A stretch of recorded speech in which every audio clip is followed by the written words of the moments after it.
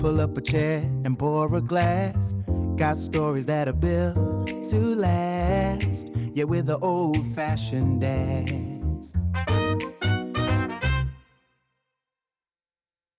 It's like I'm figuring this all out in fucking real time. Okay. What's this? Just that one random person on YouTube that I wish I didn't delete now. Okay. There was a moment where my like when you listen to Joe Rogan, he's like, "Don't ever read the comments," and I'm like, "Ooh, a comment." And then Well, when it's you knew, it's like, yeah, it's like people are reading this I'm or like, listening. "Hey man, that was me." Delete. Christ. Yes, we only keep good comments around here. God, don't want to put that out into the universe. Like, that's not a good sign. When What do you mean we got to do this again? the batteries have gone.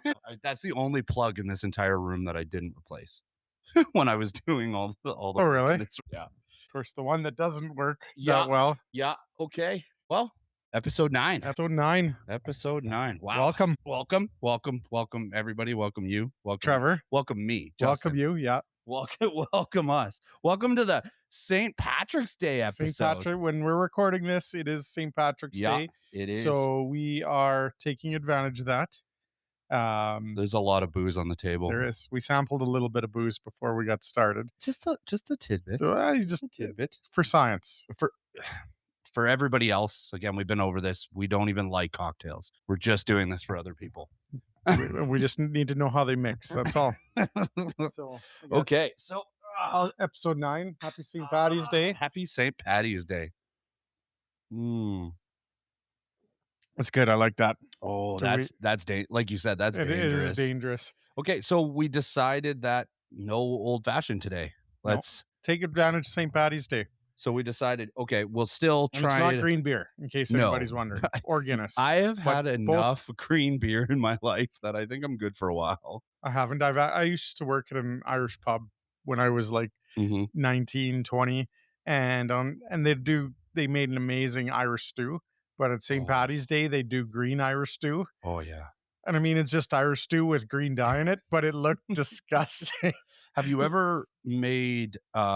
There's these packets you can buy from Guinness, and they're Guinness stew packages, and you put them in, and then while you're making the stew, you put a bottle of Guinness or a can, but you put it into the stew with the packet. Yeah, and I put it in a slow cooker. Oh, that sounds good. Dangerously good. Oh yeah, I've had that before. Like I've been somewhere and I've had like a Guinness based broth in the stew. I haven't seen the packets and I haven't done it myself. Well, that's a hack. You know what I mean, like if I have the time.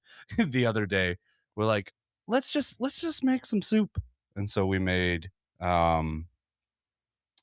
creamy. Well, yeah. Okay. It's my ADD here. we went to that home and leisure show. Oh yeah, me and the kids.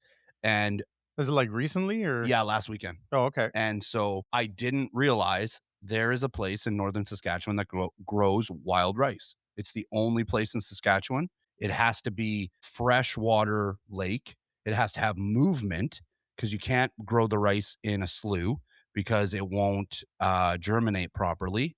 And the water is stagnant, so it doesn't have the nutrients in the fresh water that you need to grow this rice. So there's a vendor there. Shout out to that guy. Could have had that bag of rice here and gave him a shout out. But he had these cups. And so he's like, you want to try this wild rice? Okay. So me and the kids go up and it's like amazing. Like legit. I'm like, this might be the best wild rice I've ever had. It was just wild rice or was like flavored or? No, just wild rice, nothing in it. No butter, no salt, no nothing. So tried that, loved it. So then we made a wild rice mushroom creamy chicken soup the other day. That sounds good. Oh, and it took absolutely forever. Like, cooking wild rice takes a while.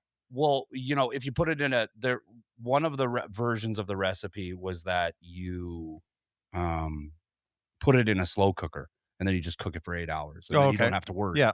But we decided to cook it stovetop. It took two and a half hours to once you prepped everything. And I had an amazing sous chef doing all of the annoying stuff that I hate, but, Thanks, kids.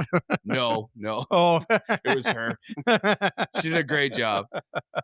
Every time we're in the kitchen, um, usually I'm the one being the sous chef, and she hates it. So like while we're cooking, she'll tell me to do something, and I'll go, "Yes, chef. Yes, chef." And she's stop doing that. I'm like, "Yes, chef. Yes, chef. Sorry, chef. Yes, chef." And she's like, "I hate you. I hate your guts." Here's the hat. Wear the hat to the apron. And I stand there with like my hands behind my back in like a docile position. I'm like, "What can I do now, chef?" So that's very rare. Does she is she the sous chef? So Fair that was enough. good. I was Mhm. gonna say on like we make homemade pizza and we'll do it a lot with we use beer In in the the dough. dough. No. And the recipe that we have calls for dark beer. Yeah, And most when you're cooking with beer would. like I've used like light beer and It just doesn't have any flavor. it you get a little bit of it, but it's not as Mhm, strong. Like Sleeman used to make a dark lager mhm, and it was really good for that. mhm, But I've used like stout, not a porter because it's too sweet, but I've used stout mhm, in that, and you get that nice dark color, nice rich flavor. mhm. Not that we've had any Guinness or any stout today, but we are drinking these cocktails. But it is nice to experiment with stuff like that. Do you I don't think well, we've never gone fishing, but do you like fishing? Do you like fish? Yeah, Yeah, so when I am frying it, I always put a not a stout, not Guinness, but I'll pick like a very like a Sleeman's, yep, like the amber one, yep, like a and honey then brown or yeah, something. Yeah, and use that instead of or mix that with my egg wash, yeah. and then use that as the egg wash portion of frying the fish, and it's like that like Well, fresh fish on its own is amazing, but you put a little bit of beer in it. The only problem with that is you got to sacrifice a little bit of your fishing beer for the fish. when I But so my grocery bill when I go camping, because we talked and like your wife was like, I'm not sleeping in a tent. And I'm like, okay, well, like I want to organize, like I want all of us to go camping this summer. And so I'm not gonna buy her the Lexus of camper, but then I'm like, well, maybe I should get a camper and then that'll be easier. And then then more uh, people can go. yeah, so my wife goes on YouTube or whatever, some sort of social media. She's like, "Oh, I found the camper for us. You should see this thing." I'm like, "Okay, let me see it." Two R's on the front of it. I'm like, "Oh yeah, Rolls Royce. yeah." Yeah, that's yeah. When you showed me, I laughed. She's like, "But look at the bar in it." Like, I mean, we could make amazing old fashions on the road. Like that bar is probably worth as much as my house is. But Well, it's like and so, like, I will go to the liquor store, and I usually it's 2 2-4s, 3 bottles of various alcohols, and then just a bunch of random like, I'll have some seltzers because like, you don't wanna go overboard some days, so you're like, fair enough. "I Yeah, should have some neutrals here." need something just in betweeners. That's what those are. I don't know if I told this on the podcast, but, we one of the first camping trips me and the old lady took she's like obviously doesn't have kids, so she's experiencing that and the savagery that is the beach with kids. Mm. And she goes, I'll never forget this, and I love telling this story. She goes, "Why are all these parents drinking coffee midday?" Because it's not I'm coffee in like, those coffee cups. oh honey, like no, we are all degenerates. Like you're as a parent, you're gonna learn like And we're it's not like the, going anywhere. So like, there's no coffee in those. And oh, it's like an epiphany that she had. It's like, no, like most of these dads are shit faced right now. it's like the meme that's like, we're going camping, no drinking before 8. Yeah, exactly. It's the only acceptable place to be drinking as soon as I love Bailey's. Like not during the year, not it's camping and Christmas. It's the only time I allow myself to drink Bailey's, but I love I Bailey's like while I'm camping. Bailey's. Yes. But have you tried, not that any of these places need shout outs, but it's okay. Mhm, The Wayne Gretzky cream liqueur. mhm. It's You told me about it. like way better than Bailey's because Bailey's has that bite to it, right? Okay, I'll one The up you after this. Okay, and then that Amarula that you had at Mhm, Christmas time, mhm. that's also Oh, like, that's so good. I was making lattes at Christmas time with the With Amarula in that, it. yeah, Oh yeah, yeah. yeah, it's good. Shout out to my favorite brand of bourbon, Buffalo Trace. They make a coffee creamer. Ooh. So my significant other went to Urban Cellars and got them to order it.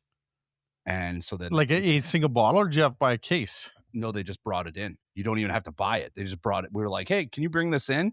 And we didn't hear anything back. And then we just went in there and it was there.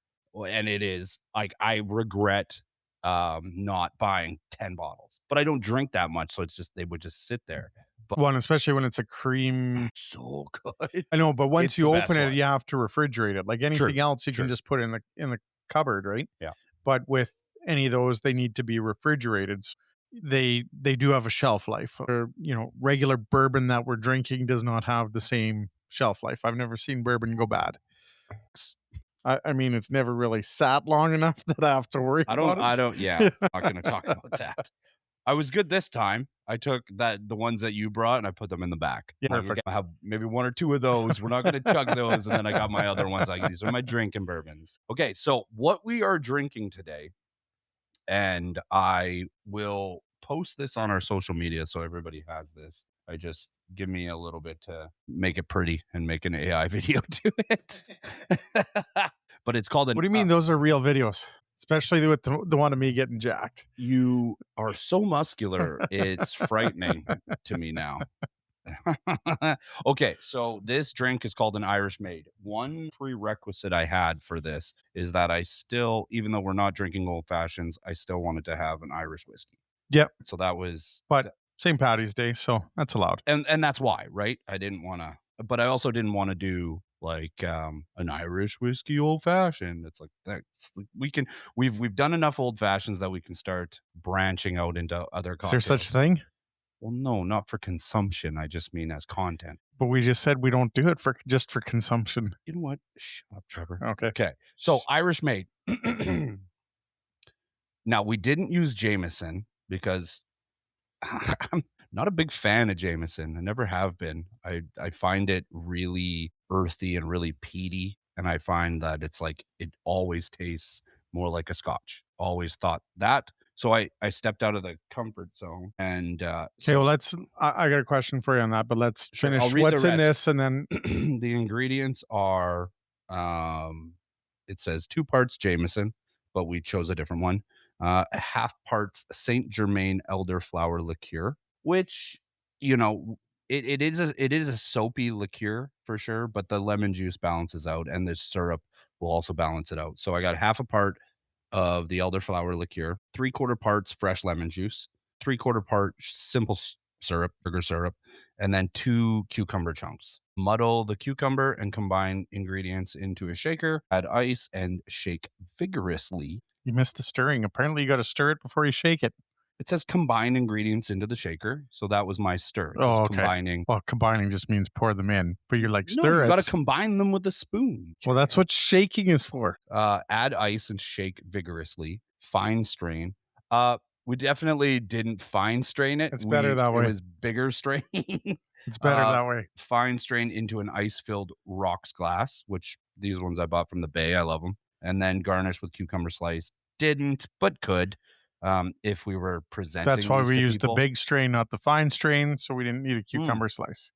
Yeah, we just get cucumber chunks, and That's it's it. really good. Very good. Like it's very, very, like very you good. you don't taste the booze in it Mm-mm. at all. Not overpowering. Like the elderflower, you get a hint of that, but like you said, the lemon and the syrup kind of balance that out. Elderflowers, you got to be careful with anything elderflower because it's very just organically soapy. It's just that's what most people will commonly experience when they drink it. So you kind of have to balance it out with other things, which I now understand is why they want so much lemon juice, because that counters. You need to slow down, okay? We got a long podcast here, and you're just chugging this drink. You're like, okay, so I'm gonna have to hit pause. We can so make that we another one. Another one, which we've never done. And then I'll have to Uber home. Oh my gosh. Oh, okay. Which one? This is the whiskey one. And then yeah, you read that one out and then we'll talk about the other one after. So the whiskey that Justin picked is, and Forgive me if I mispronounce it. Nope. Glendalough Glendalough. Double Barrel Irish Whiskey. You want me to read this, or can I ask my question first? Like, why'd you decide on this? Is it packaging? Is it the label? You like the label? Yeah, I didn't know if that was Pretty. Jesus or not, with like a bird. I had no idea what was on the label. Is that St. Patrick? I don't know. You know what? It's St. Patrick. Today No, there was a bunch of them. And so again, that one's a little more expensive. It was $79 a bottle. So a little bit more pricey, which again, I was hoping, because my only reference point is the Roe & Co. And the Jameson. Yeah. And the Roe & Co was fine, but we sampled that last week. Right. Didn't want to do that again. And quite commonly when I'm picking these alcohols, so it was, the more expensive they are, tend to have more of a flavor profile, but are also smoother. So that's kind of why. Price, color, like it's got a nice dark, it's got very nice brown color to it, and packaging. Like, I do like the label. It's very unique. I didn't know. Like I said, was curious because like sometimes that's how I buy stuff. I'm like, oh, that looks cool. Cool. Sometimes I buy it and I'm like, oh, it looks cool, but it tastes like shit. And sometimes it's like, oh, this is good. This one, like, we tried it before we mixed it, and it was definitely gonna buy more of it. We sampled this French one as well before we tried the Glendalough, and very polarizing. Absolutely, like. I feel they should be switched, in the sense of like, if you're thinking about an Irish anything, or a Scotch type, Irishy peaty type of liquor, the other one actually has more of those characteristics. Yeah, the French one definitely has that, the notes, the flavoring to it. Like this one, I was pleasantly surprised when I tried this. So this is AI review on this one. It's great. Don't tell everybody that. Well, it's okay. I could say I'm making this shit up, but like I'm reading it from something, so it's okay. Glendalough Distillery produces premium Irish whiskeys known for using unique, high-quality casks like Irish oak and varied finishes, resulting in rich, complex profiles. Their range, notably the double barrel and pot still, which the one that we have is double barrel, offers sweet, creamy, and spicy notes, characterized by vanilla, dried fruits, and a smooth finish. Glendalough double barrel single grain, matured in American oak bourbon barrels and finished in Oloroso sherry casks. This 42% ABV whiskey features notes of dark fruit, brown sugar, caramel, and creamy butterscotch. And I was saying like that, when we first smelt it, you get that fruit nose to it, but then when you taste it, it's like almost like we get the sweet. But it wasn't. Sorry, I didn't mean to cut you off. No, it's fine. I just want everybody to understand that the characteristics of it, with other bourbons, even Buffalo Trace, it's very caramelly. Like you get that normally, caramel. Normally, and you smell it like right off the hop. Very prolific. So when you say sweet, usually you're getting that nutty, that caramelly smell but with this one, it's not. It was fruity sweet, not caramelly. Right. Sweet. You didn't, in the nose, you didn't get any of the caramel. I didn't get any caramel. None. But when we sampled it, you get the fruity start to it, and then the finish, it's almost like the caramel is there, but more like a candy apple, like not caramel on its own. I got a little bit of that. People will hear caramel apple and they'll think of that. But what I think you're trying to say, if I can speak for you. You do it all the time, so why stop now? Listen, we have our roles in this relationship that we have here, but just very sweeter in a fruity way.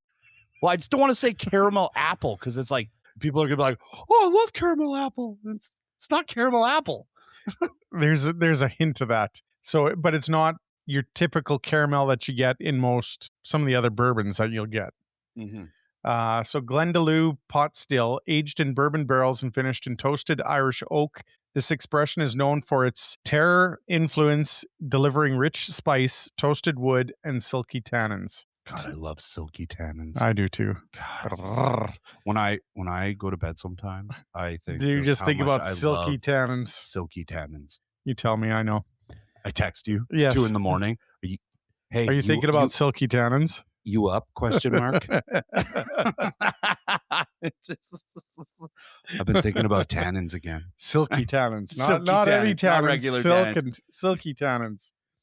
So, just to finish before we go, I finish this and go completely off. But typical tasting notes and characteristics: nose, caramel, vanilla, dried fruits, raisins, figs, and floral lemongrass. I don't know what that really smells like. We're still getting to those deeper parts of the notes. We'll get there for everybody. By the time we're 50 episodes in here, we'll be like, oh yeah, I definitely taste the fig. The palate, creamy and smooth, which it definitely is, with butterscotch, honey, dried fruit, and a pinch of pepper. I didn't really get the... I did get a little bit of the pepper. That's spiciness. See, I didn't get the pepper. I definitely got the butterscotch, the honey, finish, long and complex, often with ginger spices, almond, and dried fruit. So I did get it. We talked about it before as confirmation bias, but it's not a typical like regular nutty. Like the almond is a difference than some of the other ones. You personally have to try it to know exactly what we're talking about, because once you have it, you'll be like, oh yeah, these guys nailed it. Out of a 5, what would you give that? 4 and a half? I'm gonna go 4.3.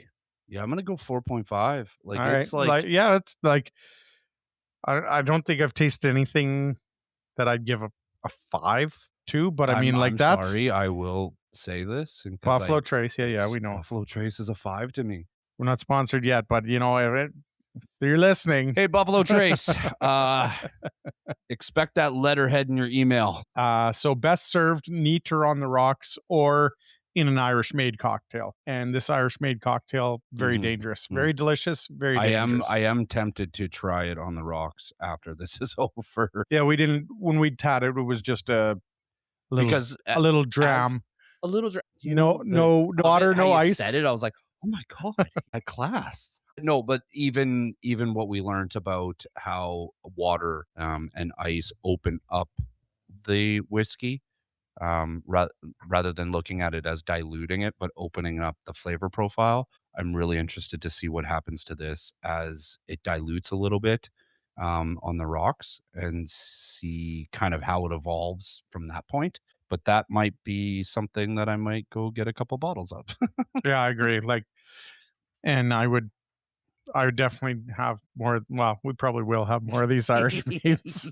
Mine's almost gone. So I don't know if what I'm looking at is if I can pause to go make another one. I don't think I can. Well, we can keep recording. We can always just edit talk out while you're gone. Oh, I could just edit it out. Yeah, you're right. Modern technology.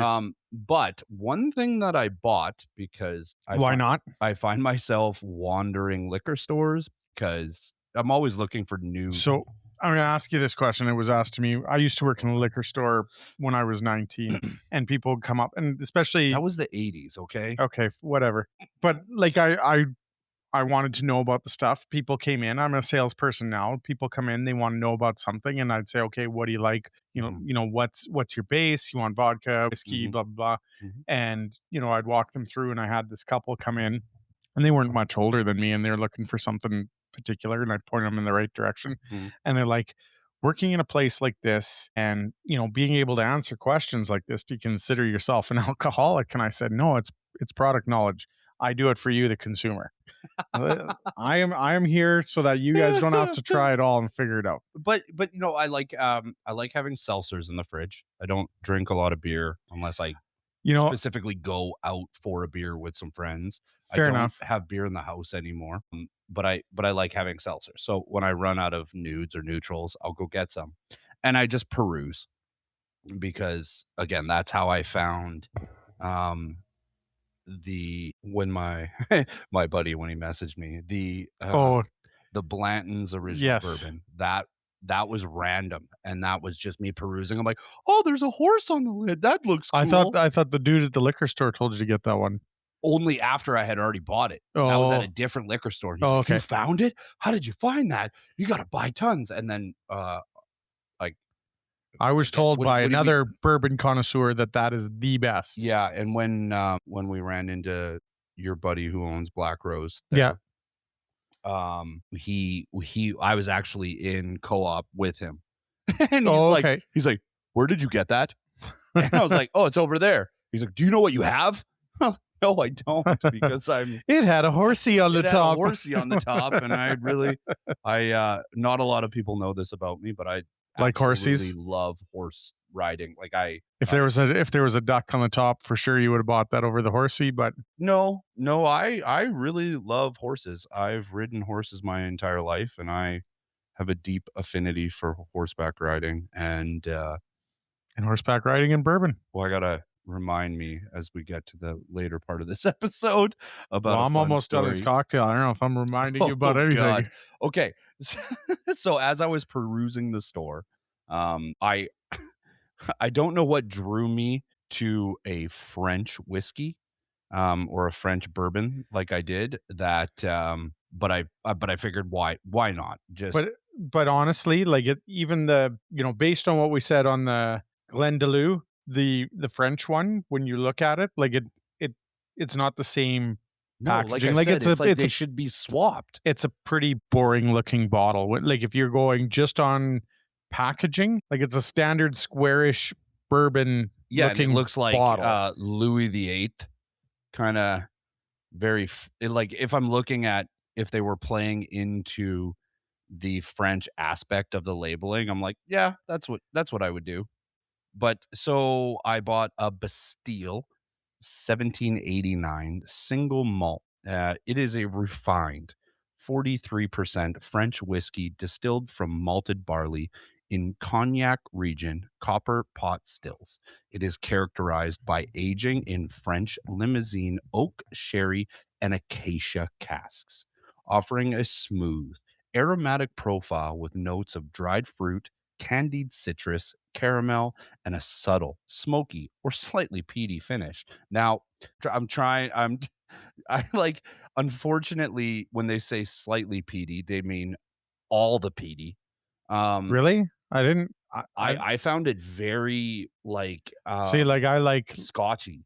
yeah, but I like No, it's not about Lamfroig and like heavy peaty. no, I'm not it's not about whether I like it or not. It's that when I smell it, when I taste it, the problem I have with scotch is, although I enjoy them in their own category, They're too earthy for you.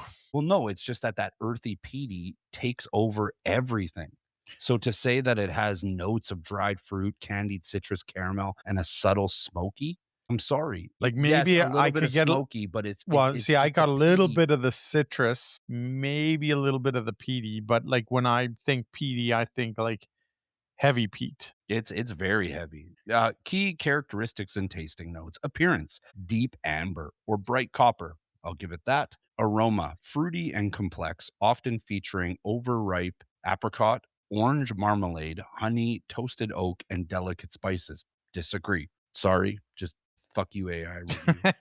Um, velvety and smooth. It is smooth.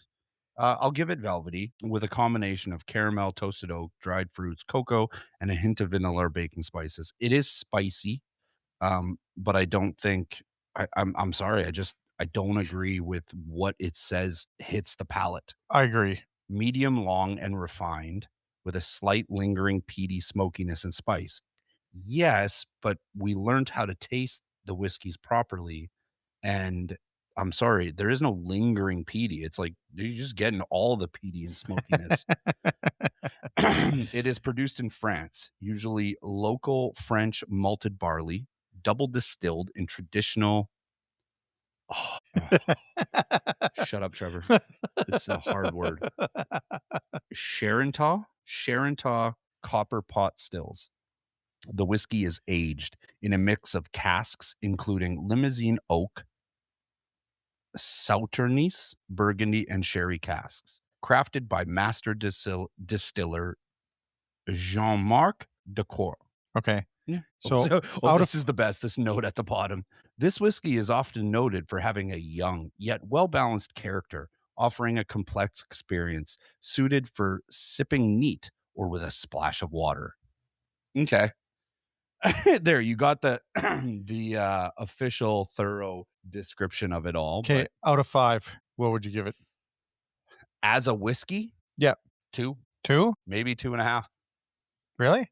As a Scotch, 3.5, 4. Okay. So I was just gonna go with like a 3.1 across the board, but You're a coward. You're a coward. I've Yeah, already finished my cocktail. Like, what do you want from me now? You want me to do math? Like, I have to have another Irish maid.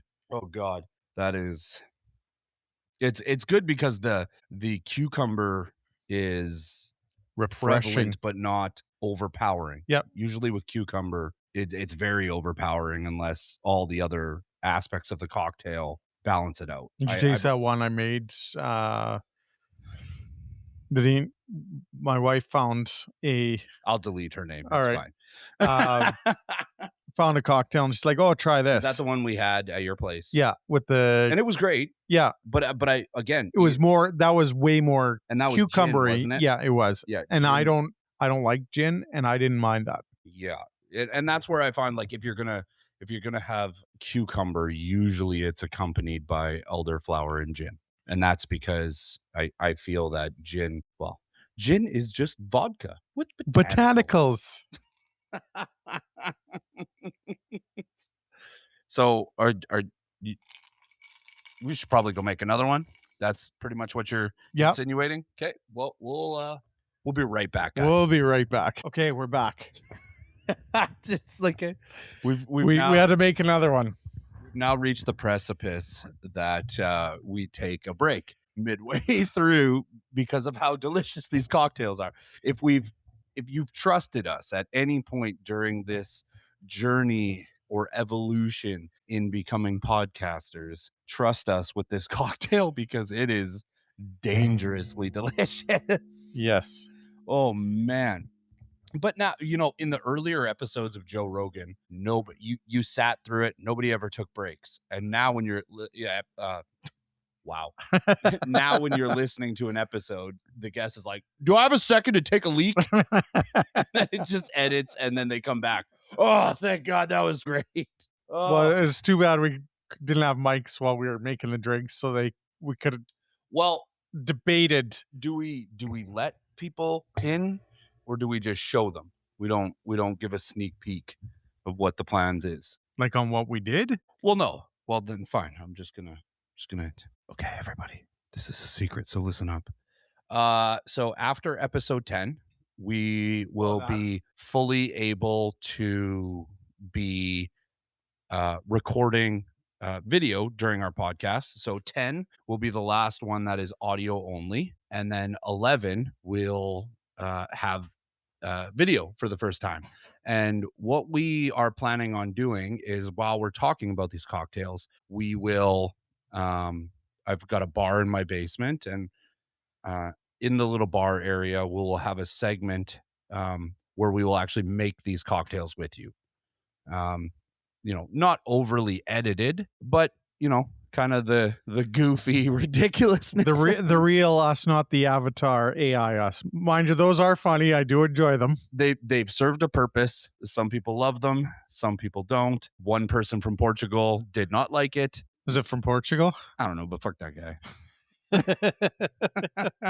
Well, speaking of which, I just want to say, we've got people. I think we said last time we had. I'm gonna look. South Africa. Yeah.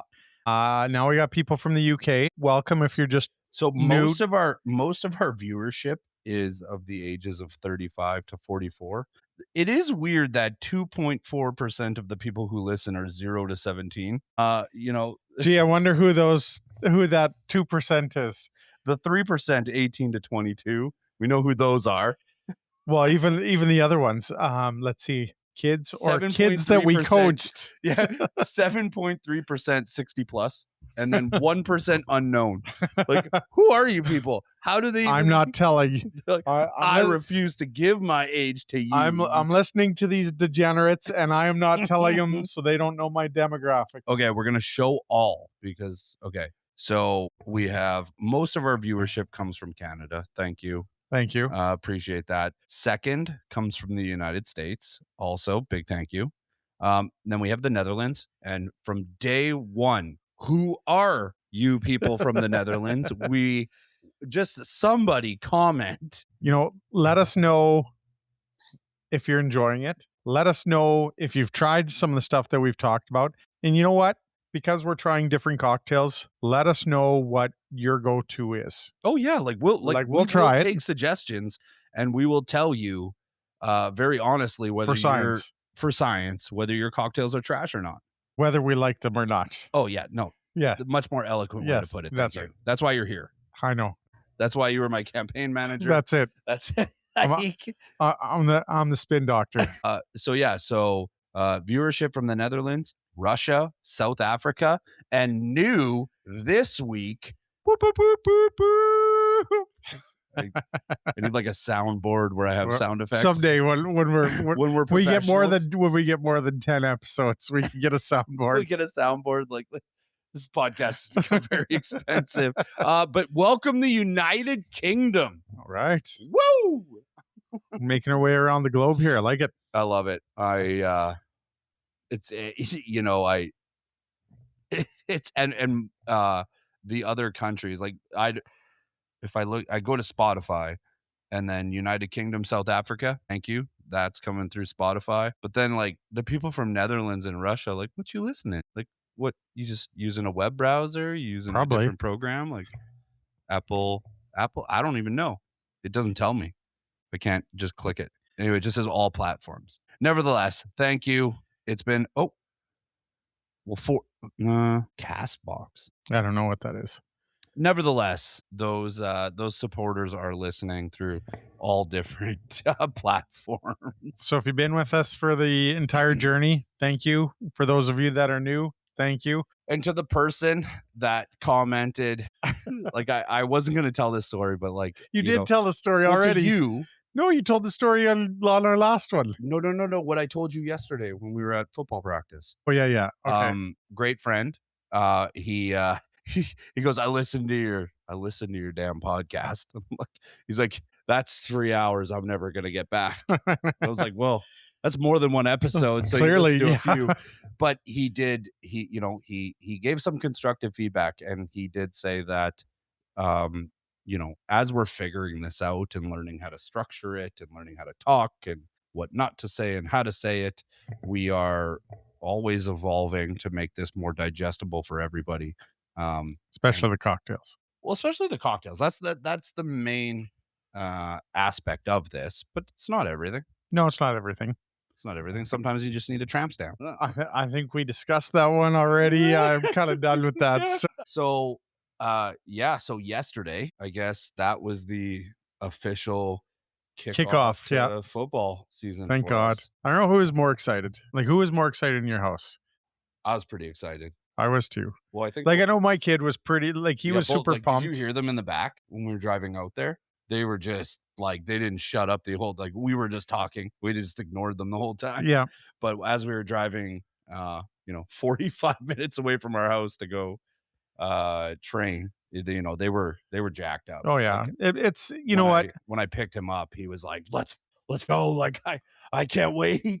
I mean, we're not as involved as we used to be.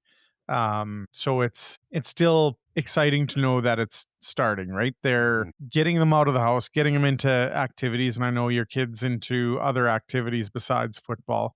But it just, seeing them as they progress through the levels, right? Like flag into starting tackle.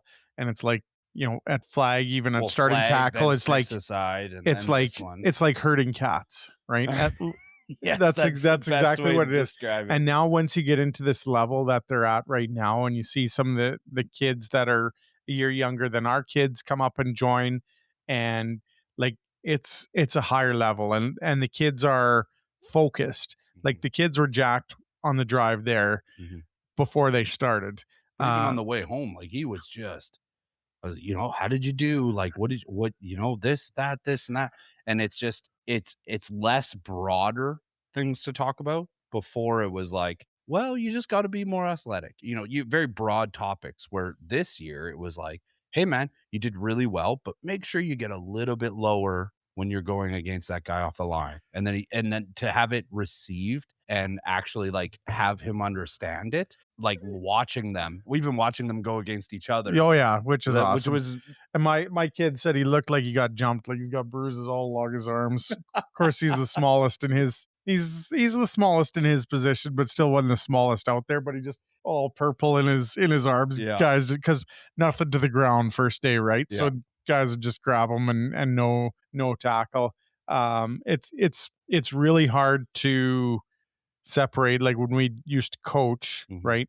And we're still dads, to separate and not want to still, even though we're not involved, not want to coach them on Mhm. something that you see, right? At least for me, Well, as even as the night progressed, it was like, there's one kid, and he knows who he is, but there's one kid that I've always had under my wing. Undersized kid, yeah, I great know who you're talking about. attitude. Yeah, you know him, everybody knows him, and just, I it took a lot of, "Hey, hey, hey," and then he'd look up. I'm like, "Okay, remember, stay low, stay on his hip, stay in his pocket, really get in his shit. Don't let him bully you. You don't get bullied. Remember that. Remember that." And I've always taught the kids, especially because the age groups are so there's such a variance in size that trying to instill in them that, like, just because you're small doesn't mean and even yours. I said the same thing to yours. It's like that's your superpower. Well, You have an advantage against those bigger guys because the you are more slippery and you're the more the thing I like about football, two things I like about football is doesn't matter. cheerleaders. Well, Oh, okay, sorry. No, no, but sorry. yeah, My bad. that's a different level. Is the fact that, like, it doesn't matter your size, your body type. You can play one position when you're starting, and then you can change as you progress, Well, as you get even like older, you because talked about that one kid. yeah, your body changes, right? So Mhm, it's not that you can be excluded from it, but in my opinion, it is the epitome of a team sport. Like mhm, any other team sport, yeah, you're a team, you do, but it's individuals that make that team. In mhm. football, and like you can be undersized, but you play with 11 other people out there, and you're one spot on that team. Everybody is contributing to the goals of that team. Well, it's a testament to good coaching, right? Absolutely. Like having alternating tailbacks and running backs, having different size slot, having your receivers switch out with your slot backs to confuse the defense. Huge, huge, like massively, like, quite commonly defensive. Like I'm obviously, because I played so many years of defense in football, that I'm more defense orientated, but having those guys, you don't other than the line, which you need to be giant Goombas to do, and you need physical tenacity and aggression and all the stuff that you associate with football. Those other positions, and that's I guess that brings up another point too. It's like I hate, well, it's a skilled position. Shut the fuck up. Like all positions are skilled in their own way. I hate Absolutely. I hate the dissection where it's like quarterback skilled position, running back running back and wide receiver skilled position. Like, I'm sorry. Like, there was a kid, buddy of mine that we talked to beforehand, Yeah. and his kid is just he's a natural slot back. He's all like I know he wants to be a wide receiver, but he is just once he finds out that he is physically superior in that position, like I look at Travis Kelsey. Travis Kelsey is a great example.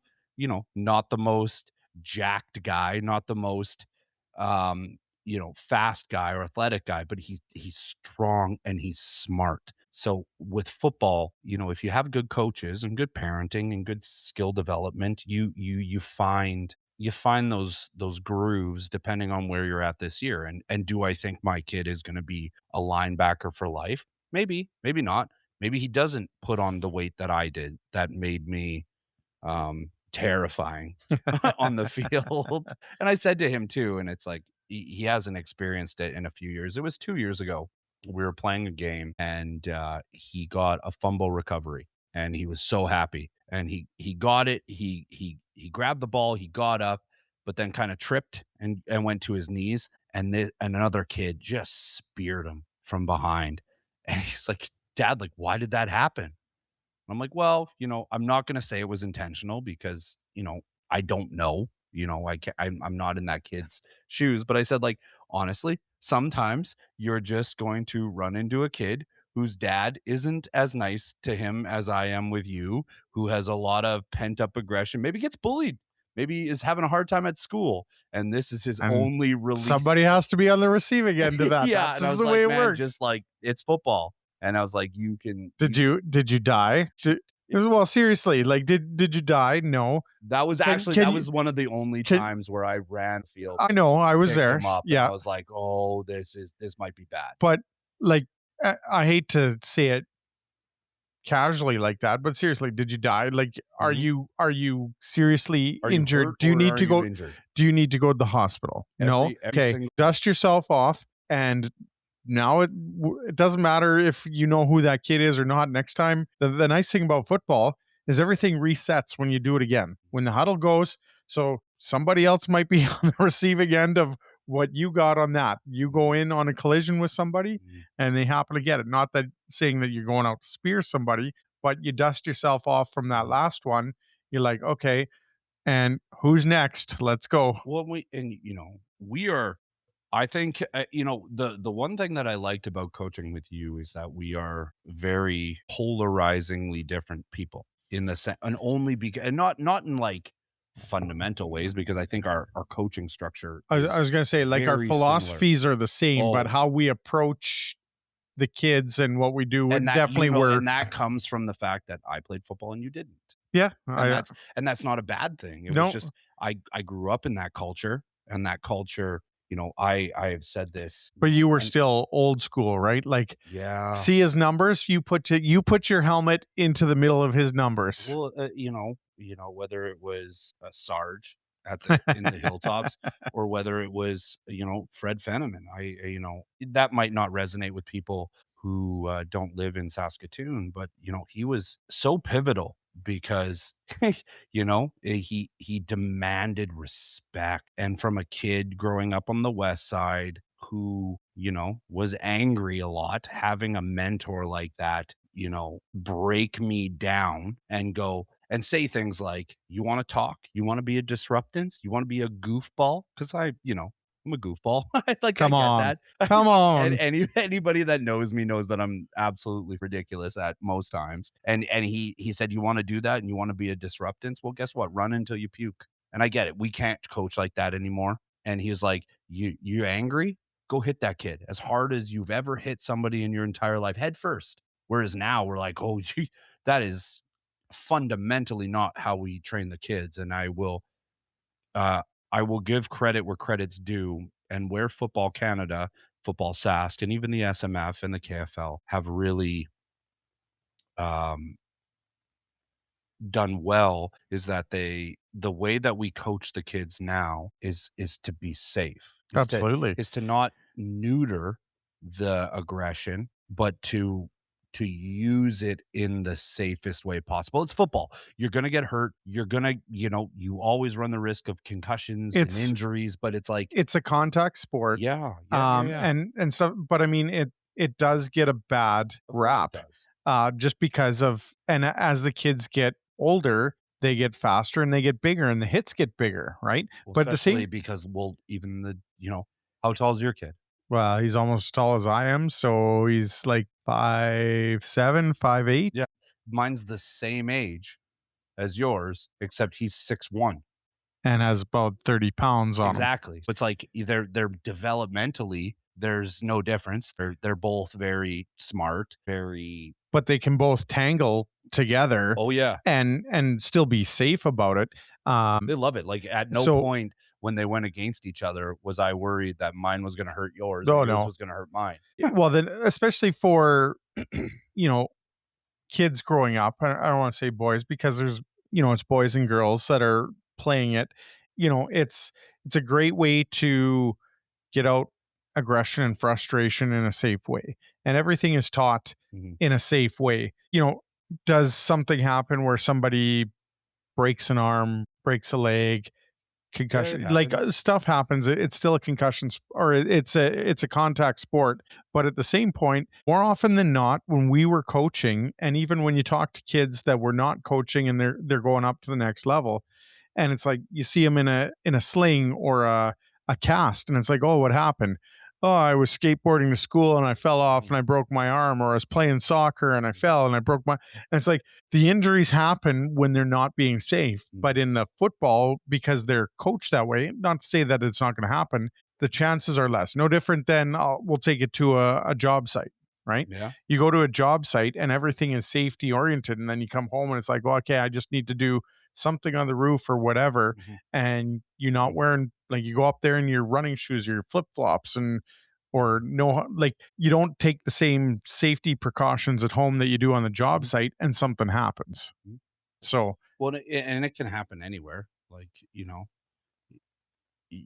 my daughter has a friend, um, and they were playing in at recess, and they're in grade 5, and he was out back, and he was goofing off with his, as boys yeah, do, and he fell wrong, and another kid fell on him, and then another kid fell on him, and he broke his femur.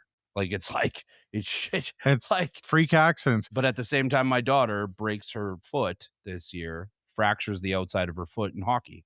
So it doesn't matter what you're doing. It's My always a oldest risk. was fooling around on the laundry basket when he was like little, and trying to balance on there and fell. Mhm. Like, we're talking like maybe 2 feet to the ground, maybe, and he Yeah. broke his arm. Yeah. Right. So Well, and like mine freak was climbing. accidents. I always like I don't know if the same with yours, but my daughter was obsessed with climbing cabinets. Like, she'd like countertops Oh, when okay. she was younger. She was like, "Yeah, I'm gonna climb the countertop, reach up here." And we're like, "Don't do that. Like, you're gonna slip and fall." What did she do? She slipped, fell, broke her arm. And it's like, we told you. Like, what did you think was gonna happen? When my boys were young, we were living outside the city, and small town, and they're playing, and there was a little soccer field close to our place, and my oldest comes running in. He's like, Dad, come quick and bring your pliers. And bring your pliers. Oh yeah. I'm like, what the hell did you guys do? So I come running out, and there's my middle son upside down in the soccer net. They're wearing running rubber boots and playing around the soccer field, and he was climbing the soccer net, and he slipped, and he got caught up in the soccer net upside down, Yeah. held on by his rubber boots, can't reach the ground, freaking out. But my oldest is, he's like, he's caught. I don't know. Like, Dad, don't know come what and to bring your pliers. Pliers, So I laughed something. for a little bit. I took his foot out of the boot, set him Yeah. down, and we are good to go. But like the way kids play, and the way just the things that go through their minds, right? And I'm like, what the hell did you guys do that I need pliers? Yeah.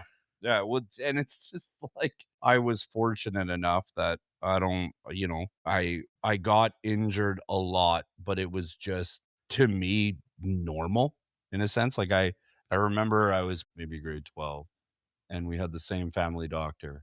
And he's like, and I had, I don't know, I think I dislocated a finger or a toe or something. He's like, "What did you do now, Justin?" And then he pulls out a folder, and it's like, 2 inches thick. And he's like, "What did you do now?" Like, even from a young age, the very first, I don't know, I was probably 5, and I was running. My grandma had a condo, and grandparents babysitting you, and me and my sister were running around, and they had those corded phones. Oh, yeah. Yeah. So, she's on the phone, she's talking, and me and my sister are chasing each other, and I trip over the phone cord, and well, Just like the extra long cord, right? oh yeah, oh Yeah. yeah, like 17 feet long. Yeah. And I tripped over the phone cord, and that's when the angled corners were prolific, and I hit that, and I have a scar on the side of my eye. The very first time I got stitches, I was 5.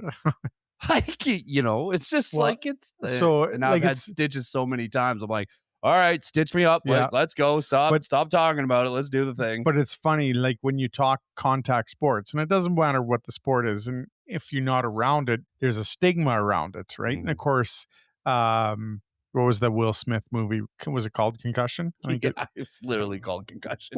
I mean, it was a great movie, but it puts a stigma on that type of thing. And it's like, oh, your kid's playing tackle football. Like, aren't you worried about stuff like that? And like you said, you got stitches when you were 5. Were you playing contact sports? Nope. Well, if you call chasing your sister around the house and tripping over a cord and Right. smashing your face on a cabinet, most concussions don't because you are playing tackle football. It's coming from, bumping, like soccer. Soccer has the highest amount of concussions measurable of any sport because they're hitting a ball with their head and they're doing things with their body, and it's that whipping motion Well, of it's your exactly head. that. Like I've had one kid that had an actual full on concussion, and another one that was in concussion protocol many times. And the concussion comes from like not knowing what's happening, that movement to the brain Yep, inside the skull that you don't know about. big time. So I mean, if it's not to say that stuff doesn't happen, but if it's in a controlled environment, the chances of it happening is reduced. Mhm. Well, and before, you just got your bell rung. Like, even when I was boxing, like, I don't know how many times I did get injured in football. That's gonna happen. But I don't like when I was boxing or when I was, an MMA fighter or when I was wrestling, like how many times I got slammed in wrestling and just like I don't Seeing remember stars. shit. Like I like it's just a blank. And you know, you as a parent, you have a choice. You don't have to participate in these, and it's neither good nor bad. It just is whatever you're comfortable with. And I think that the good thing about the way we coach now and the way that the new players are coaching, like you definitely see more guardian caps than you used to. And Well, say even at a pro level, you say see the yeah, guardian say what you caps. will, and some people think it works, and some people think it looks ridiculous, and that's your personal opinion.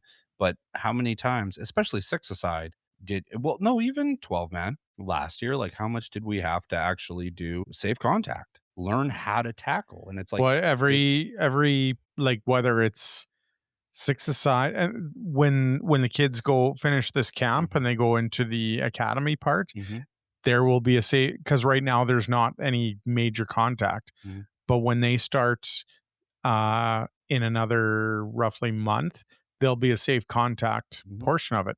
There needs to be so many hours of safe contact put mhm. in at every level, and that whether it's grassroots right up to the pros, they have to have so many hours in of safe Do you contact. know that in the NFL, like, you don't even like, most of the week, you don't even tackle anymore. It's just drills. You don't actually participate in the tackling drills that you did when you were playing junior football or even university level, because there's at that point, when you go pro, whether it's hockey or football, but primarily football because that's what we're talking about, they don't actually tackle as much as they used to because there's no need for it. I You was gonna you say, know like fundamentally at what that you're at doing. level, you know what's gonna happen. Like you can break down, you can get there, but not Mhm, finish the actual yeah, tackle.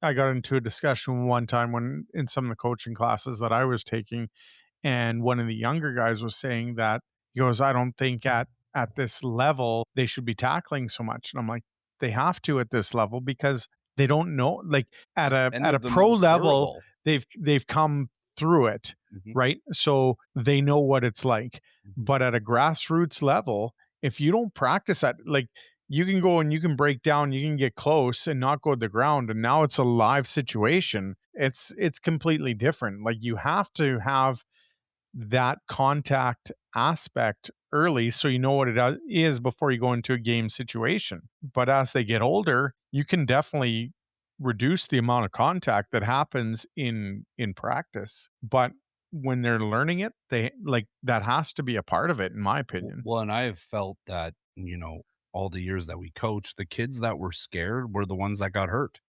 I don't I uh, Well, my kid got rocked one time, and you could tell like he ran tentative for a while. okay, well, we'll finish on this. All right. Um, my kid's most famous story. Do you remember? Oh yeah. Yeah. Yeah. So, like, this story, God bless him, um, it's just He didn't know any better. God, it's But in hindsight, woof. in hindsight, it's absolutely hilarious. So, um this was right when the last Avengers came out. So Thanos Ish. and snapping his fingers and going to the unknown, or and so the Flipping kid it. what did he call it? Blipped I into the blipped. I blipped. That's what he said. I blipped into the Marvel So universe. yeah, so he asked me, he's like, "Well, have you ever had a concussion?" And I said, "Yeah, unfortunately, it's part of it." There weren't as many fail safes as there are now. It was more like, you got your bell rung, drink some water, sit on the bench, get back in there. How much do you want to win? Type shit. Here's some smelling salts. How many fingers am I Yes, holding yes, up? exactly. 12. You got 12 fingers. Okay, he's fine. Hold him still. Yeah, and he absolutely got robbed. And he goes down, and the medic runs onto the field, and he's like giving him the concussion protocol, and he looks at the paramedic, and he goes, yeah, I just blipped. Into the I Marvel I blipped universe. into the Marvel universe, and the paramedic goes, "Excuse me? Like, what?" He's like, "I blipped, and I don't remember anything." And I was like, "Oh, man, you can't say that," because then he got pulled out of the game, Yep. and he had to take it seriously, but he was like, because I had tried explaining it, what a concussion was like in a digestible way for him, and he took it as something completely different, and because of it, it was like you told a paramedic that you basically blacked out and you don't know where you are or where you've been, and you may or may not exist in the Marvel universe. Like, come on, man. Like, what did you think was gonna happen? So, from a coach's standpoint, to watching your player come off because they said something like this, it's unfortunate. Now that it's happened and it's in the past, and you know what they're looking for. It was it's a funny story that we can talk about, and even talk to him when he's later going through, high school football and stuff, and say, "Hey, man, remember when you blipped into the Marvel Oh, I universe?" can't wait till he gets his bell rung, or he absolutely demolishes somebody on the field, and I'm like, "Yeah, he blipped into the Marvel, eh, buddy?" Like, it's those moments, but oh, wow. But needless to say, like, I'm glad football's starting again, and I'm super excited. It's good it to see was him out there. it was fun last night to be, and especially, like, when you play that many years with all of these kids, to see them grow, and honestly, that was like, I took a picture of him, and I was looking at it this morning, and I'm like, "This is the first year that my kid looks like a football player," and it's Well, not that he didn't even before, it was just like, even we pointed out other kids that stood out because they were like got head and one kid, we're like, shoulders "What the fuck is up with that kid's legs? Why are they 3 times the size of all the other kids?" sure, or kids that were like head and shoulders taller above any other kid. Like, That are ev- balancing out. yeah, everybody's like starting to come into their own. They're the same. They're the Yeah. same size. But like you said, you went from herding cats, which is like that's what it was like when they were younger. Mhm. To now, it's like we're here, we're focused, we're disciplined. We want to do the drills. We want to get better, and we They're want to. athletes now. And It's it's just cool to see them progress into that. oh, it just, a lot of pride.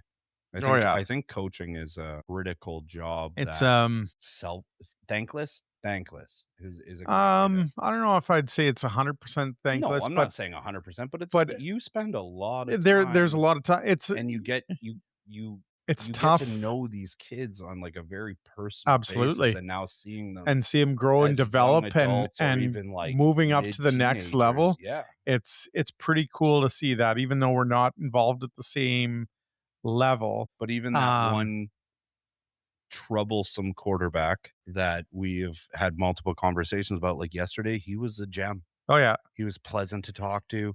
I think last year humbled him a little bit, absolutely, and he's like, "You're not the big dog anymore. You were, and that was great. You handled it in the way you needed to handle it for sure. But now it's like, congratulations. Like, you're now big dog. yeah, And it's like everybody is now bigger than you and faster and stronger, and they want to compete. And it's like you have a choice now. And hopefully, that kid who is still an amazing athlete, and I don't want to take away from that, but he is you're going to learn real quick that this game doesn't revolve around you. absolutely. Well, you can tell already the attitude has changed, Big time. and we talked about it before. Like it's a true team sport. Like, yeah, you can have some great players out there, and when they're younger you see that more, but Mhm. as they get older, as everybody starts growing in size and putting on weight and getting more serious about learning the position that they're in and getting better at it, then it starts to level the playing field. And it's, your 100% athleticism doesn't single you out anymore. Yeah. Now you got And kids who it's clicked. yeah, and It's you like, need oh, you those need that things you were chemistry. You teaching need me. that, like, just because you're the quarterback, there's 11 other people out there that contribute to what you're doing, and you can't do it by kid yourself. specifically, who is going to be chasing you for the next 4 years or 3 years or how many years, he remembers when you weren't so humble. And he's like, "All right, now guess what? Now I'm not so scared of you anymore. Now I'm bigger and more confident, and now I really want to show you how athletic I can actually be." And he references it all the time. And even that kid that we referenced earlier that I kind of took under my wing, like he'll remember that. Oh, yeah. He'll remember that shit for the rest of his life. And it's like you don't want to those kids, you don't want to have them forget those moments. You want to have them nurture and respect it. Well, they're gonna play together as a team, and they're also going to play against each other. So in the level that they're at right now, they're going to basically go into a citywide draft, which is cool to see. But then they're going to go from that to, playing at the high school level, and then somebody that they were teammates with not that long ago, they're going to now be um, playing with them or playing against them. So it changes things, and I mean, the friendships that are built with this over the next 3 years is pretty amazing. So it's good to see. I like seeing them develop and get to that point. So I don't know if there's anything you want to add to that, but No, that's perfect. Well, that's episode 9, St. Patrick's Day. St. Patrick's Day. Try an Irish maid. Definitely try an Irish The maid. first one was amazing. The second one is even better. The second one, we reduced the lemon juice a bit. Still good. Still great. Cheers. Cheers. I'm See you Justin. I'm Trevor. We'll see you in episode 10. Double digits. Later, bitches.